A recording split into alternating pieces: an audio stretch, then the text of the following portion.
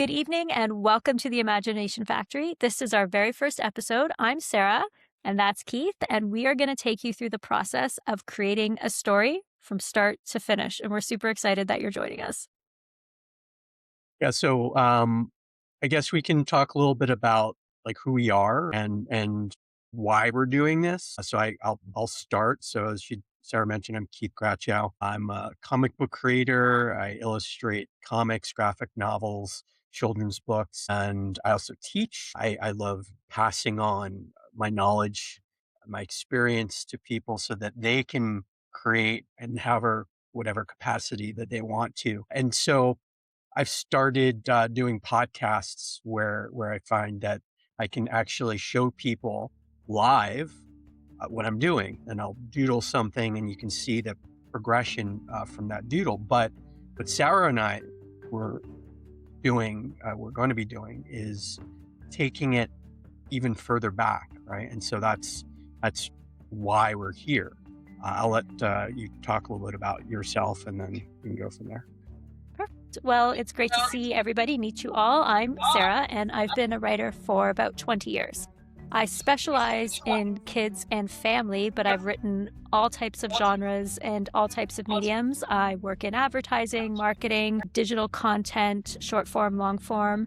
And Keith and I have started collaborating, and we thought this would be a really great way to share the process, because everybody sees the end results, but how did we get there?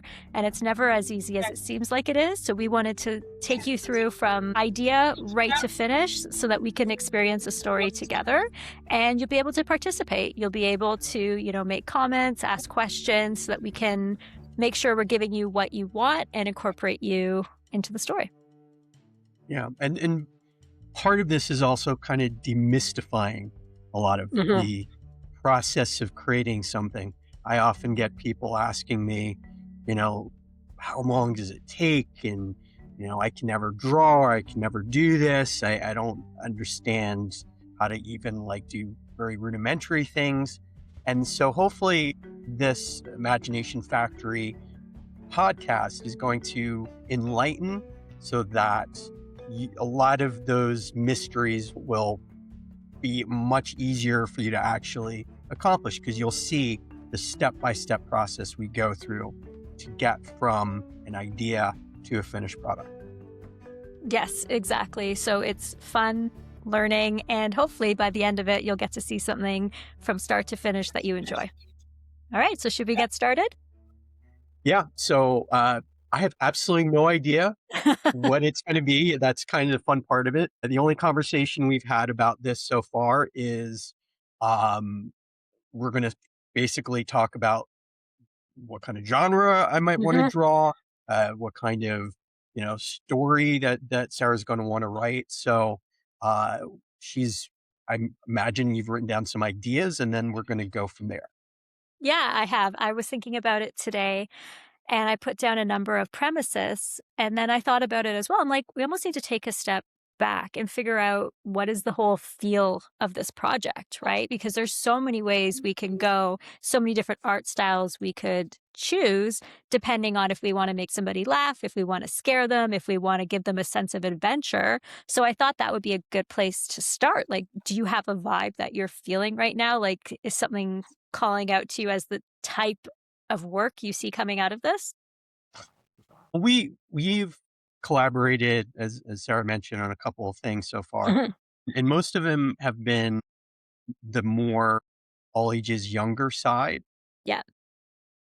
Maybe we can try something that's a little bit more older. It Yeah. could be like sci-fi or a fantasy, Mhm. or historical. I'm open to it. It doesn't really, again, I don't really have an idea. I didn't really think about it Yeah. in Well, regards that's to. I just sort of it's just as I was coming up with ideas, they were starting to fall into different areas. And then I start Mhm. thinking, I'm like, like that's going to change the whole style, right? Once we decide on a premise, that's going to start to dictate a look and a feel. But I love that you're open to a bunch of different things. So let me share some premises, and then we can see if any are jumping out or if we want to kind of jump off any of them. So just give me a second to pull up.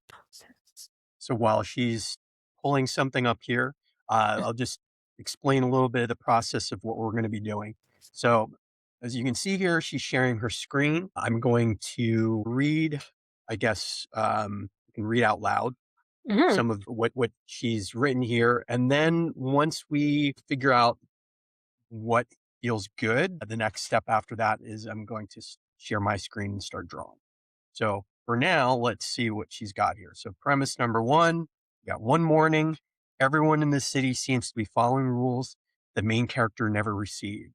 Lines form, signals are exchanged, people avoid certain places and no one explains why. So that kind of sounds like some kind of a mystery to me. Like there's Yeah, some the kind of world building event happening that the main character is going to be part of. exactly. For me, that felt very much I wanted something that felt unsettling, right? Like it's got a Uh-huh. mysterious feel. It's got something that is like a deep backstory that maybe we don't ever explain fully, but something's happened. I just thought it was an interesting premise where it's like you wake up one day and you didn't get the memo, right? Like everybody seems to know something that you don't and what's going to happen. So that was the first idea I had. Yeah, and so just reading that, that's a kind of story that requires a lot of world building because you have to know what kind of 100%. rules they're going to be that Mhm. the characters have to follow. Is it a story that takes place in modern times? Would it be more suited in a pre-social media time when nobody can like get on their phone and go, "Hey, this Mhm. person here has no idea who he is or why he's there, whatever is going on." So something like that would require like it has that kind of light sci-fi feel to it Mhm. that would require figuring out what the rules are. Exactly. It could be the alternate reality, right? Something that is not Yeah, familiar to anybody in any space. So it really was open ended with the idea that we could take it kind of anywhere. So that was the first one. yeah, and I just want to when I visualize that story. So Mhm. I guess taking a bit of a step back, how I operate is when somebody is explaining something to me or I'm reading the story that's in front of me, the first premise there, I start imagining things. I start thinking about like, how would I be drawing it? Like, Mhm. and something like this feels like it would be a bit more realistic, maybe even heavily shadowed, and just Yeah. leading to that mystery feel. That's not necessarily how it has to go. It could go in a very different direction. It could be a little bit more, um, the style could be a little bit more caricaturish, but that's my initial impression for the first Yeah. one. I was thinking similarly, like almost like a film noir kind of vibe, Yeah. right? So dark and shadowy and just plain mysterious that even without many words, you can tell something is uneasy. So, Right. Now, if we do choose this one, I imagine you're gonna what we're having a conversation about, you can always take notes on, mhm. afterwards to Exactly. fill out some of the ideas that we have as we go. Okay, let me Mhm. get to the second one here. So, a character's inner critic shows up as a tiny, annoying consultant. So, right off Yes. the bat, I'm thinking, I almost think like very, very cartoony, um, something that you would see on TV, like on Fox or something. Mhm. Um, and I don't know why the critic is that Yeah. the There wa there was a I cartoon. actually the first thing that popped into my mind when I started putting that down was the Flintstones and the Great Okay. Gazoo or whatever, the little green Oh, guy that okay. shows up and drives you Yep, nuts, yep. and again, this one had a more of a comedic feel in my mind, right? Where it's like somebody who's trying to live their life, but their actual anxieties take on the form of a character that kind of follows them around. And thought it Mhm. could be sort of a fun, very different feel to the first idea. Yeah, for sure, and funny enough, as I was reading it, when I saw inner critic, I actually read it as inner city first, Mm. even though I had to read it again and go, "No, it's inner critic." I'm like, "Oh, inner city," so maybe it's like some kind of it is in a city setting Mhm. where you have like, like it's like a New York City neighborhood kind of vibe to it. So that also could be the direction it can go to, right? Sometimes words kind 100%. of evoke certain imagery, even if they're not exactly what you read. Yeah, how you read it first sometimes sparks your mind into a direction, for sure. Okay, let's go to the next one here. A character discovers they have a superpower, but it's incredibly specific and mostly useless. So that's comedic. Hmm. Um, it, I mean, obviously, it depends on we'd have to figure out what that superpower is. So you'd have to go through uh, all different superpowers that would be really just what's the benefit of it, right? Yeah. Like somebody that has like bottomless tissues that just come out of his pocket or something funny like that. That you're like, yeah, I'm the guy that creates Yeah, tissues all the exactly. time. I I'm the don't know guy where that's they here if come you from. sneeze, don't worry. Yeah. Yeah. And that could be too. It could be in a world where nobody has any power but this one character, but the power they got is like, really? Or it could be one where it's almost like, that The Incredibles or something where everybody's got powers, but the one you ended up with is no good. People can fly, people can this, and you have some very bizarre thing. And it leads to comedic moments, seeing other superpowers, a little bit of juxtaposition. Could have fun with it. Yeah, for sure. That one is so the second one could be kind of cartoonish, Mhm. but and comedic maybe, but also maybe done in a like a more serious way. Whereas this one feels to me like it could go very easily in a very pure, like Yeah. slapsticky type of humor that we've actually Sarah and I have created a together. We worked on a story called Cushion County, which Yeah. is like that. It's very Yes. 100%. okay. The next one here. In every building, there's one door no one ever opens. One day someone does. Ooh, okay. Mm. That's interesting.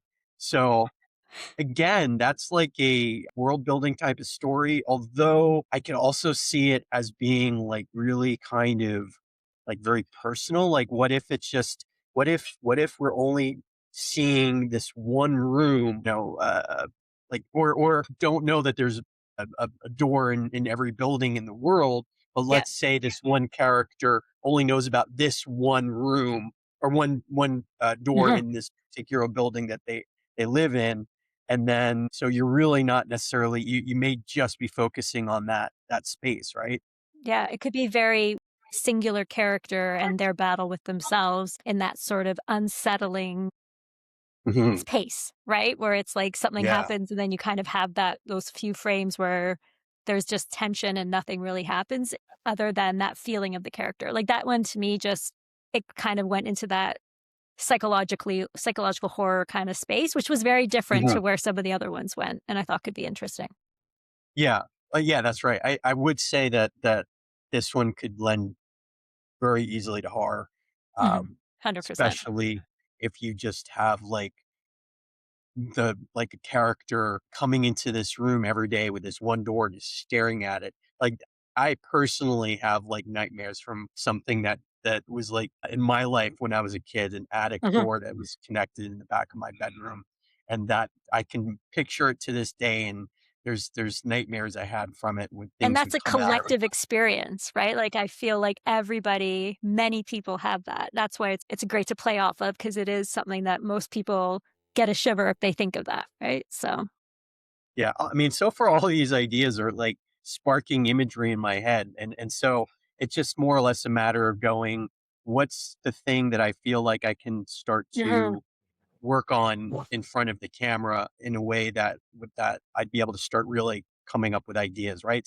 Yeah. Some of these things, not every idea is the same in the sense of like if you have this big epic story that is like historically based, you Mhm. may not even be drawing anything for a while because you're like doing all this research, right? So, 100%. in I'm as I'm thinking about these ideas, I'm going, what's the thing that I think is going to be the easiest for me to just start to Absolutely. doodle out, and it may not necessarily be the one that I think is like my favorite or the one that it just may be the one that I'm like, okay, this is the one that I think I can approach for now. Yeah. But again, I haven't quite made up my mind. Okay, so let's go with the next one here. This is the last one, correct? Mhm. That's the last one. Okay. An island appears for a few hours each day and holds something that must be retrieved before it vanishes again.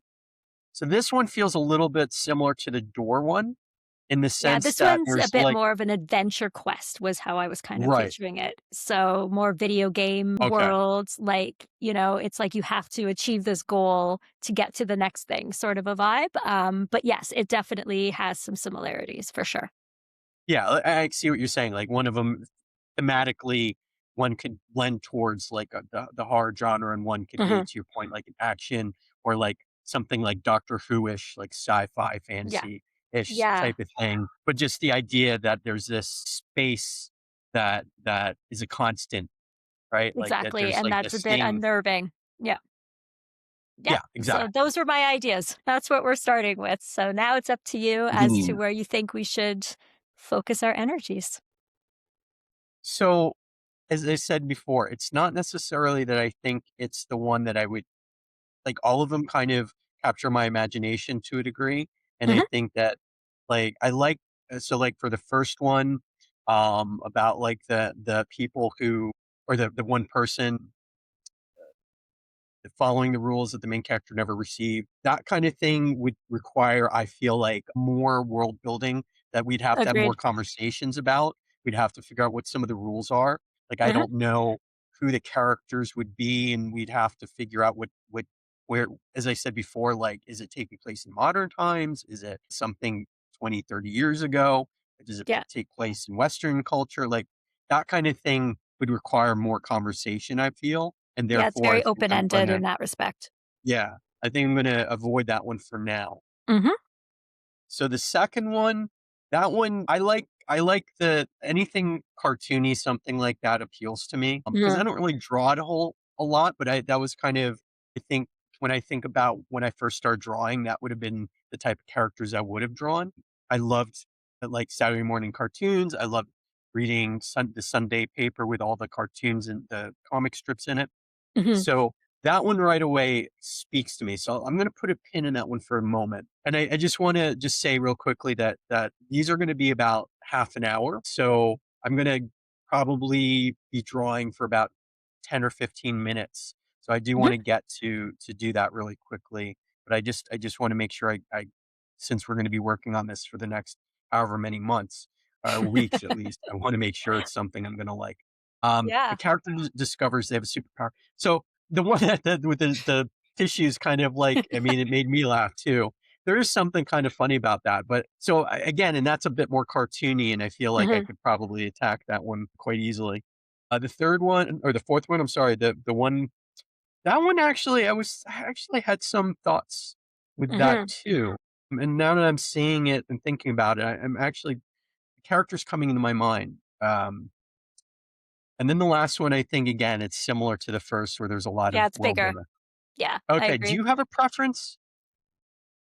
You know what? I don't really, but I think that number 3 and 4 give a lot of ability to create something really intriguing. Because I like number Mhm, 3 because it takes a known genre and kind of turns it on its head, right? Like there's so much superhero stuff, but it's always very save the day and rescue and mhm. and this is like a comedic take on that, which I think could be really interesting because it's something that everybody knows, but we're taking a left turn. And then the fourth one, I do really love that suspense. And I think that you could do a lot with that from the visual point of view of Yeah, how you design the scenes and the frames to really pull you into the horror of it.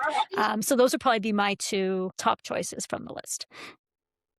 okay. So, I'm gonna go with 4, All right. the room with the door. And I literally, it just came to me like a really interesting visual, and I had mentioned before, we haven't really done anything with that outside of the Hmm. genre of, like, comedic or Yeah. lighthearted. So, I wanna see what we can do with that. Okay. All right. So, I'm going to stop sharing um, this. yeah, and I'll share my screen. Yeah, I think it's really interesting because I do love visuals in horror, right? And that's such a powerful aspect of it is building that using those visuals. And I think you could do a lot with it. So I'm excited to sort of go down this path. So I'm going to talk about my setup here because I'm sure that'll be the thing people are going to want to know right away. I Hmm. work on a Cintiq pressure sensitive tablet that allows for me to get some interesting kinds of effects with like brushes. It's the brush I'm using right now. Mhm. It's you can see if I make it a bit bigger. It's a stamp essentially, and when you have it designed a certain way, the stamp, instead of just doing a single thing, it does a whole line of the single images. So, and then I have a workflow. So I've created like a certain type of paper size. I'm working on what I would normally be using for like a comic book. Now we haven't Mhm. actually talked about whether this is going to be a comic book or like a comic strip or what, but I think this lends to me like a comic. What do you think?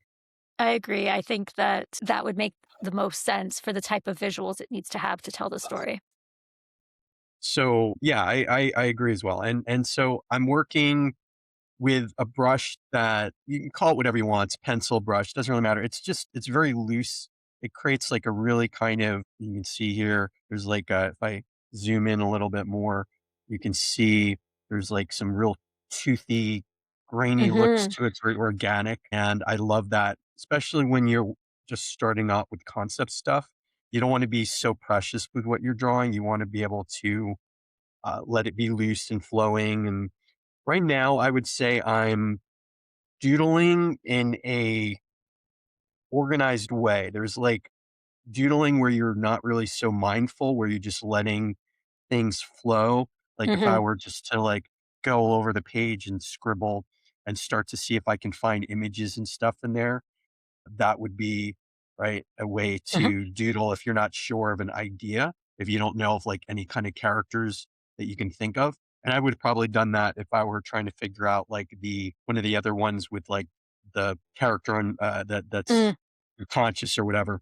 Uh, Right. this one, I had an image in my head of the character, and so I decided that instead of doing just a pure doodle, I'm going to do like a focused kind of structured Mhm. doodle, which I already had an image of the character. So I'm using the reference from my imagination of what I was seeing and trying to get it down as clearly as I can. And there's the door, right? There's going to be that door behind or Yep. yeah, kind of side of the person there, right? So they're not quite looking at it directly, but it's there.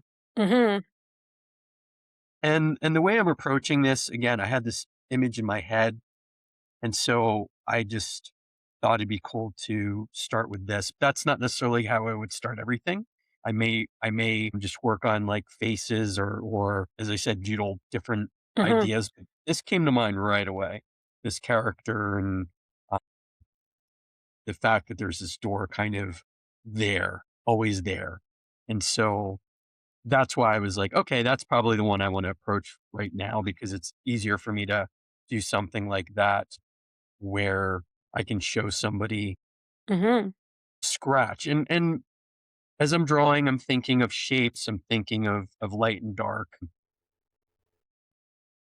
I'm building things, I'm erasing with so I have, as I said, I have this set up so that I can, like, use the brush to, create lines, and then I also have a button on my Cintiq that I can erase, so it's almost like Mhm. I'm sculpting.